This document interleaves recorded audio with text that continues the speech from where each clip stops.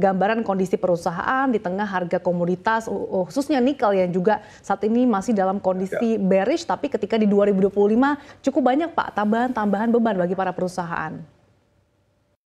Ya, kita memahami beban-beban yang kini disandang oleh dunia pertambangan ya. Harga sedang turun, baik itu nikel maupun batu bara. Memang di sisi lain dua komoditas ini menjadi tulang punggung dalam pendapatan negara bukan pajak misalnya. Meskipun memang ada kecenderungan terus turun kan memang sesuai dengan juga harga komoditas ini, dan juga kita lihat pemerintah juga realistis ya dalam target-target APBN di tahun 2023 dibandingkan di tahun 2024 dan bahkan juga tahun 2025 ini target PNBP di bidang pertambangan juga turun, pertambangan di migas. Nah memang proporsi PNBP pertambangan dan migas ini cukup besar ya. Kalau kita lihat di tahun 2024 misalnya realisasinya tercapai bahkan kurang lebih 13% dari target kurang lebih 460 triliun, tapi realisasi kurang lebih 529 triliun, di mana selalu lebih tinggi adalah dari pendapatan negara di PNBP di sektor pertambangan dibandingkan migas misalnya.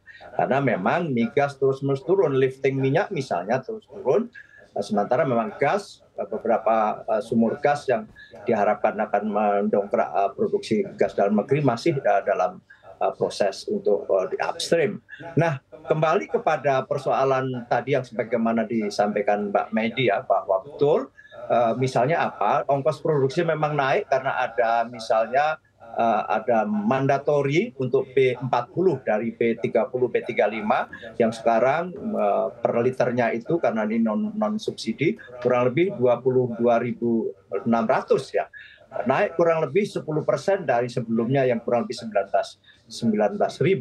Nah inilah juga menjadi beban di saat di tengah-tengah naiknya biaya produksi, di satu sisi harga komoditas di internasional juga turun dikarenakan beberapa sebab. Salah satunya adalah oversupply juga misalnya untuk nikel, karena dari Indonesia per periode tahun 2024 yang lalu misalnya produksi nikel kita sampai mencapai hampir 60% produksi nikel dunia adalah dari Indonesia. Nah inilah yang kami di Komisi 12 mencoba duduk bagaimana win-win solution, di mana memang pendapatan negara bukan pajak dari sektor pertambangan dan migas ini juga sangat-sangat penting, bahkan proporsinya di PNBP itu hampir 50% bahkan dari PNBP secara keseluruhan. Jadi betapa strategisnya sektor ini. Nah, yang kita dorong adalah diversifikasi dari jenis dari komoditas ini yang semula hanya sebatas nikel dan batu bara sebagian besar,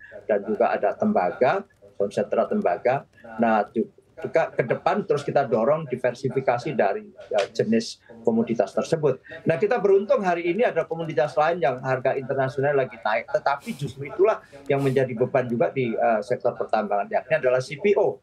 Karena kita beberapa waktu lalu menang di WTO, maka CPO kemungkinan akan diserap lebih banyak di Eropa nanti, dan juga tadi ada B40, sehingga proporsi untuk B40 saja sudah mencapai besar sekali ya dalam proporsi CPO kita, sehingga tetapi sebaliknya dengan naiknya CPO maka B40 yang menjadi mandatori di dunia pertambangan juga menambah beban dari sektor pertambangan. Nah dalam kerangka itu maka Komisi 12 ini nanti seusai reses ya, seusai hari raya, nanti kita akan duduk betul-betul antar pelaku pertambangan dan juga pemerintah bagaimana mencari jalan ini semua.